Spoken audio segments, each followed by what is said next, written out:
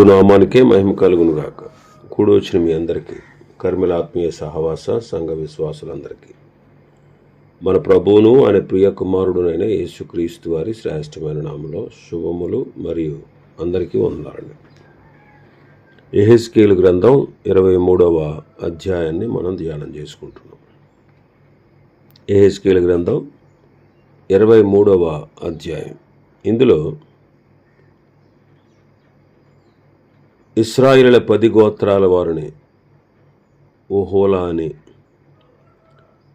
యోధా రాజ్య 2 గోత్రాల వారిని ఓహోలీబా అని, ఇద్దరు అక్క చెల్లెండ్రతో పోలుస్తూ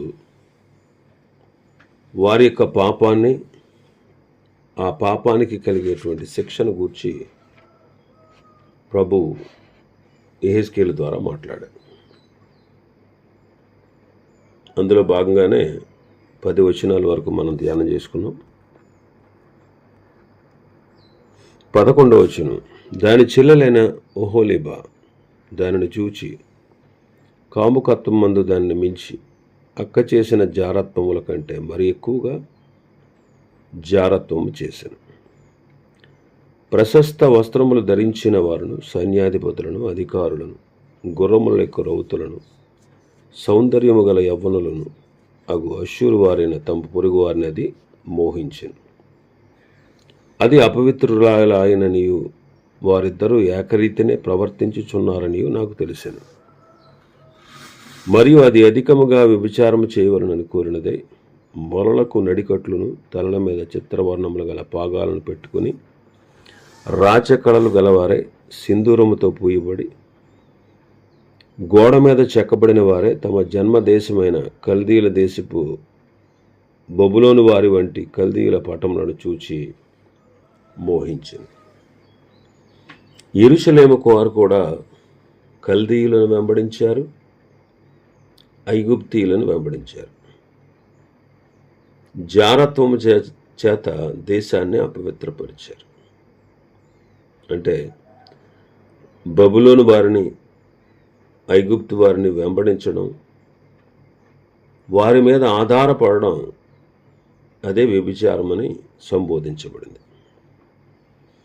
కాబట్టి షోమ్రోను వారు, యెరూషలేము వారు చేసిన వ్యభిచారము, విగ్రహారాధన ఏంటి అంటే, ఇతర రాజులను నమ్ముకొని ఇతర దేశముల మీద ఆధారపడి ఇతర దేశస్థుల విగ్రహారాధనను వారు చేయుట.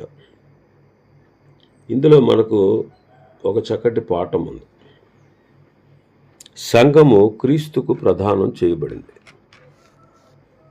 సంఘము క్రీస్తుకు ప్రదానం చేయబడింది. పౌలు గారు అదే అంటారు. కొరింథీయులకు రాసిన 2వ పత్రిక 11వ అధ్యాయం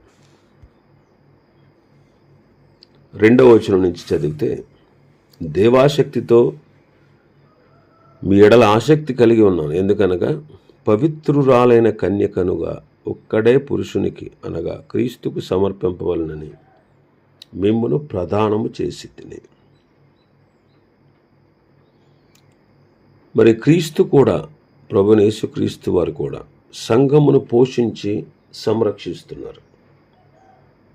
సంఘము పరిశుద్ధమైనదిగా, నిర్దోషమైనదిగా, మహిమగల సంఘముగా ఆయన దానిని తన ఎదుట నిలబెట్టుకోవాలని వాక్యముతో ఉదక స్నానము చేత దాన్ని పవిత్రపరిచి పరిశుద్ధ పరచుట కొరకై దాని కొరకు తన్ను తాను అప్పగించుకున్నారు.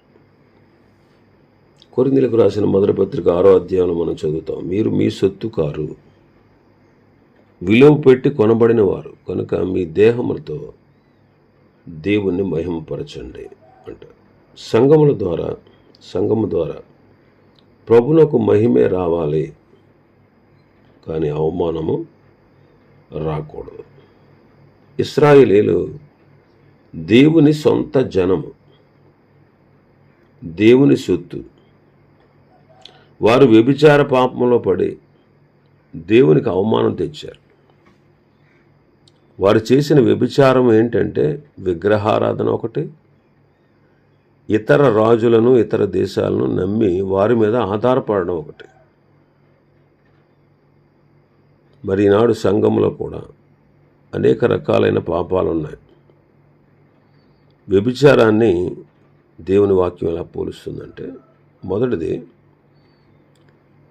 మామూలుగా వ్యభిచారం అంటే జారత్వమునకు దూరముగా ఉండుటకే దేవునికి ఇష్టం. అందుకే తెస్సలోనికీయులకు రాసిన పత్రికలో పౌలు గారు రాస్తారు, 4వ అధ్యాయం 3వ వచనం, మీరు పరిశుద్ధులగుటే అనగా మీరు జారత్వమునకు దూరంగా ఉండుటే దేవుని చిత్తము. ఈ విషయం మంది ఎవడైనా అతిక్రమించి తన సహోదరుని మోసం చేయకుండా ఉండాలి అని ప్రభు చెప్పారు. మరి అలాంటి అతిక్రమించిన వారు ఎవరైనా ఉంటే వీటన్నిటి విషయమై ఖచ్చితంగా ప్రభు ప్రతిదండన చేస్తాడు. రెండవది, మోహపు చూపు కూడా వ్యభిచారమే అని ప్రభు చెప్పారు. మత్తయి సువార్త 5:27-28 వచనాల్లో మనం చూస్తే, వ్యభిచారం చేయవద్దని చెప్పబడిన మాట మీరు విన్నారు కదా. నేను మీతో చెప్పినదేమనగా, ఒక స్త్రీని మోహపు చూపుతో చూచు ప్రతివాడు అప్పుడే తన హృదయమందు ఆమెతో వ్యభిచారం చేశాడు. చెడ్డ కోరిక ఆంతర్యంలో కలిగి ఉండుట కూడా పాపమే. అందుకే కొలస్సీ పత్రికలో మనం చదువుతాం, జారత్వమును కామాతురతను చంపివేయాలి. మూడవది, ఈ లోక స్నేహం కూడా వ్యభిచారమే. యాకోబు పత్రిక 4వ అధ్యాయం 4వ వచనం చదివితే, వ్యభిచారుణులారా, ఈ లోక స్నేహము దేవునితో వైరమని మీరు ఎరగరా? కాబట్టి ఎవడు ఈ లోకముతో స్నేహం చేయగోరునో వాడు దేవునికి శత్రువు అవుతాడు. అంటే లోకం యొక్క ఆకర్షణలకు మనం లోను కాకుండా జీవించాలి. లోకాన్ని ప్రేమిస్తే తండ్రి ప్రేమ వానిలో ఉండదు. మరి లోకంలో ఉన్నదంతా ఏంటి? శరీరాశ, నేత్రాశ, జీవపుడము. ఇవి తండ్రి వల్ల పుట్టినవి కాదు. లోకము దాని ఆశలు గతించిపోతాయి. దేవుని చిత్తము జరిగించేవాడు నిరంతరము నిలుస్తాడు. యోహాను మొదటి పత్రిక 2వ అధ్యాయం 15-17 వరకు ఈ మాటలు ఉంటాయి. నాలుగవది, ఏసావు వలె ఒక్క పూట కూటి కొరకు జ్యేష్ఠత్వాన్ని అమ్ముకొని వ్యభిచారి అయ్యాడు. అంటే ఇక్కడ దీని అర్థం ఏంటంటే, బాహ్య సంబంధమైన వాటిని ఆశించి ఆత్మ సంబంధమైన వాటిని నిర్లక్ష్యం చేయుట కూడా వ్యభిచారం. అందుకే పౌలు గారు దృశ్యమైన వాటిని చూడక అదృశ్యమైన వాటిని నిదానించి చూడాలన్నాడు. దృశ్యమైనవి అనిత్యములు, అదృశ్యమైనవి నిత్యములు. ఈ దృశ్యమైనవి అదృశ్యమైనవి అంటే ఏంటి? హెబ్రీ పత్రిక 11వ అధ్యాయంలో మోషేను గురించి మనం చదువుతాం, 24వ వచనం నుంచి 27వ వచనం వరకు. ఐగుప్తు ధనము, అల్పకాల పాపభోగము, ఈ లోక సంబంధమైన అధికారం అంటే ఫరో కుమార్తె యొక్క కుమారుడు అని అనిపించుకోవడానికి అతను ఒప్పుకోలేదు. ఇవన్నీ దృశ్యమైనవి అన్నమాట.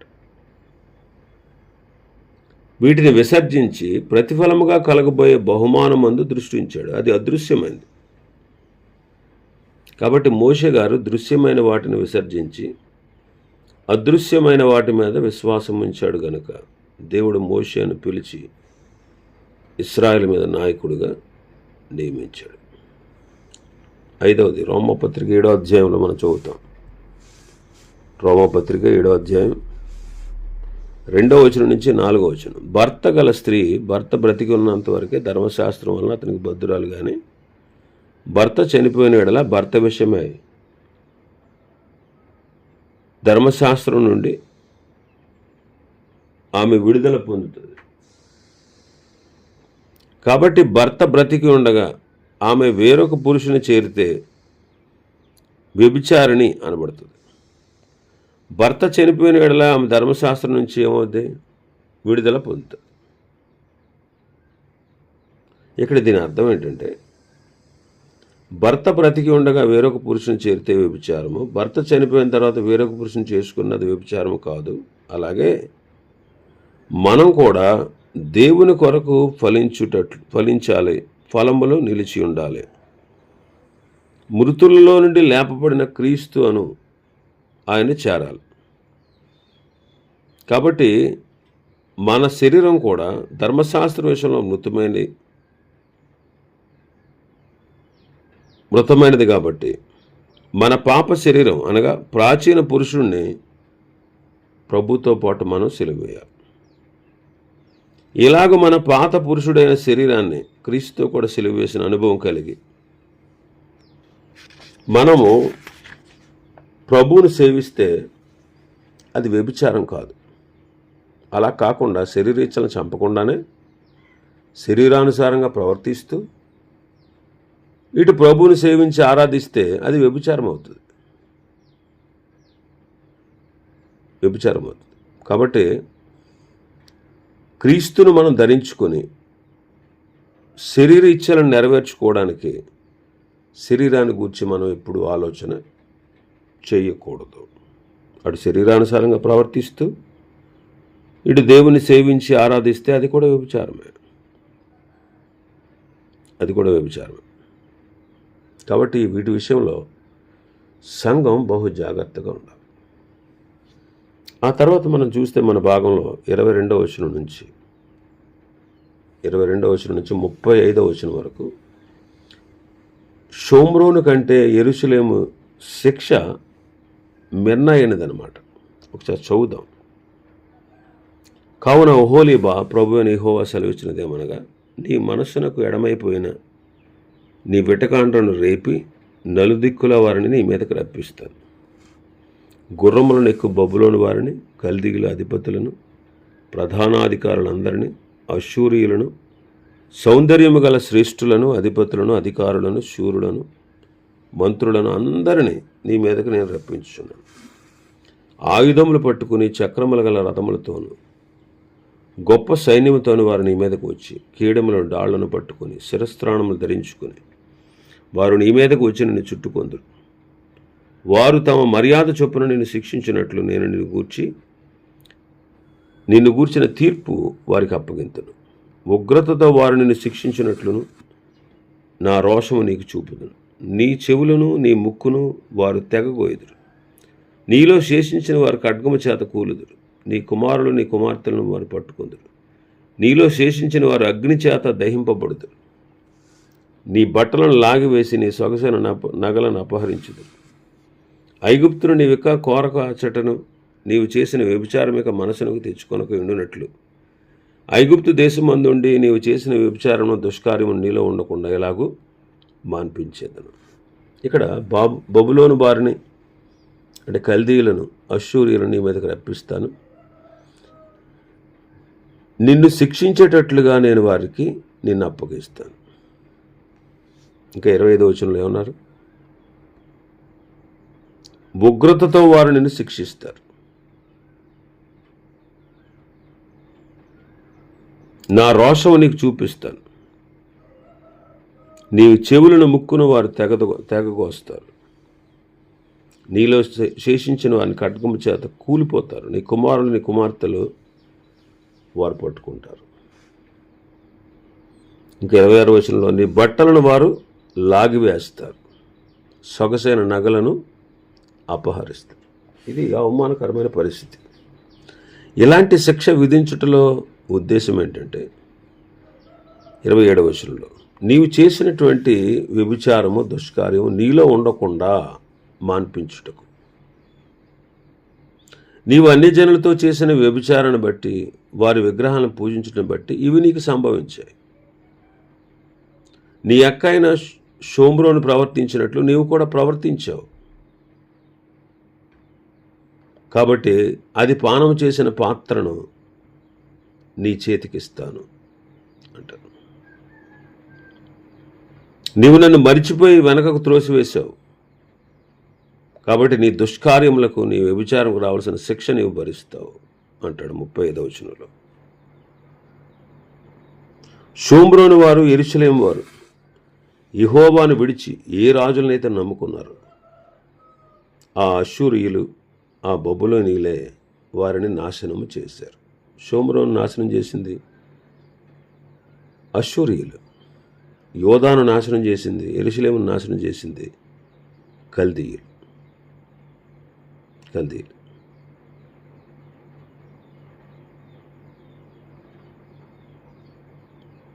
అలాగ వాళ్ళని నాశనం చేశారు. వారు ప్రభువును విడిచిపెట్టి ఎవరినైతే నమ్మారో, ఎవరి మీదైతే ఆధారపడ్డారో, ఎవరి దేవతలనైతే వాళ్ళు ఆశ్రయించారో ఆ దేశస్థులే వాళ్ళని నాశనం చేశారు. వాక్యం ఏం చెప్తుందంటే, శరీరానుసారంగా మీరు ప్రవర్తించారనుకో మీరు చావవలసిన వారే ఉన్నారు, ఆత్మచేత శరీరక్రియలు చంపితే జీవిస్తారంటాడు రోమపత్రిక 8వ అధ్యాయంలో. ఎఫెసీ 4:27లో అపవాదికి చోటు ఇవ్వకండి అంటాడు. వాడు గర్జించు సింహం వలె, యుక్తిగల సర్పం వలె, వెలుగు దూత వలె శోధించడానికి, మృంగడానికి తిరుగుతూ ఉంటాడు. దేవునికి లోబడి వాడిని ఎదిరిస్తే వాడు పారిపోతాడు. కాబట్టి మనం శరీరానుసారంగా ప్రవర్తించకూడదు. ఇంకా 36వ వచనం నుంచి 49వ వచనం వరకు మనం చూస్తే షోమ్రోను, యెరూషలేమును ఆ రెండింటిని కలిపి చెప్పాడు ఆయన. నరపుత్రుడా,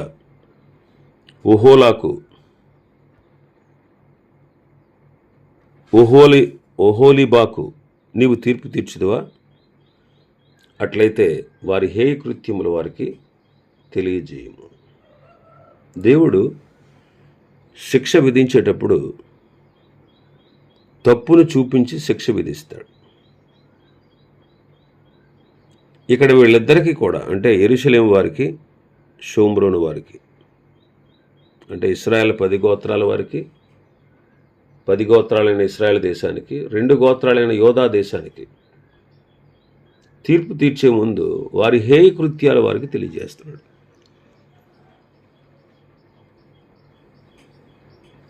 ప్రభు శిక్షించక ముందు తప్పును చూపించి శిక్షించేవాడు, తప్పు చూపించకుండా ఆయన శిక్షించాడు. 37 నుంచి చూస్తే వాళ్ళు ఏం చేశారు? వారు వ్యభిచారణలు, నరహత్య చేయువారే, విగ్రహాలతో వ్యభిచరించి నాకు కనిన కుమారులను విగ్రహములు మింగునట్లు వారిని వాటికి ప్రతిష్ఠించారు. వారు ఇలాగ నా ఎడల జరిగించుచున్నారు. అదియుగాక ఆ దినమందే వారు నా పరిశుద్ధ స్థలం అపవిత్రపరిచిన దినమందే నేను నియమించిన విశ్రాంతి దినములను సామాన్య దినములుగా ఎంచారు. విగ్రహారాధన చేస్తూ విగ్రహాలకి బిడ్డలను ప్రతిష్ఠించారు. అప్పటి నుంచి వాళ్ళు దేవుని యొక్క ఆజ్ఞ అయిన పరిశుద్ధంగా విశ్రాంతి దినాన్ని ఆచరించాల్సిన ఆజ్ఞ మీరారు. 39వ వచనం, తాము పెట్టుకున్న విగ్రహముల పేరట తమ పిల్లలను చంపిన నాడే వారు నా పరిశుద్ధ స్థలంలో వచ్చి దానిని అపవిత్రపరిచి నా మందిరంలోనే వాళ్ళు అలా చేశారు. మరియు దూరంలో ఉన్న వారిని పిలిపించుకున్నట్టుగా వారు దూతలను పంపారు. వారు రాగా వారి కొరకు నీవు స్నానం చేసి నీ కన్నులకు కాటుకు పెట్టుకుని ఆభరణాలు ధరించుకొని ఘనమైన మంచం మీద కూర్చుండి బల్లను సిద్ధపరిచి దాని మీద నా పరిమళ ద్రవ్యములను తైలమును పెట్టారు. ఇలాగ వాళ్ళు దూరదేశంలో ఉన్నటువంటి అష్షూరు వారిని, అలాగే కల్దీయులను, వీళ్ళందరినీ కూడా ఆశ్రయించి వారిని నమ్మి వారి దేవతలను పూజించి దేవునికి చెందవలసిన మహిమను, దేవుడిచ్చినటువంటి సమస్తాన్ని వాటి కొరకు వారు వినియోగించారు. వాటిని వినియోగించారు. కాబట్టి వారు వ్యభిచారులు, నరహత్య చేయ యత్నించుచూ ఉండేవారు. వారి మీదకి నేను సైన్యాన్ని రప్పిస్తాను, వారిని శిక్షిస్తాను అంటున్నాడు. వ్యభిచారణలకు, నరహంతకులకు రావాల్సినటువంటి శిక్ష నేను విధిస్తాను. కాబట్టి సైన్యాన్ని వాళ్ళ మీదకి రప్పిస్తాను, శత్రువులు వారిని బాధించి దూపుడు సొమ్ముగా వారిని అప్పగిస్తాను. ఆ సైనికులు రాళ్ళు వారిని చంపుతారు, ఖడ్గం చేత హతం చేస్తారు. వారి కుమార్తెలను చంపుతారు, వారి ఇండ్లు అగ్ని చేత కాలుస్తారు. అలాంటి సమయంలో నేను మీ కామాతురతను దేశంలో ఉండకుండా మాన్పిస్తాను. అప్పుడు నేను యెహోవానని మీరు తెలుసుకుంటారు. మీ కామాతురతకు నేను శిక్ష విధిస్తాను. మీరు విగ్రహాలు పూజించి చేసిన పాపాన్ని బట్టి ఆ శిక్షను మీరు భరిస్తారు.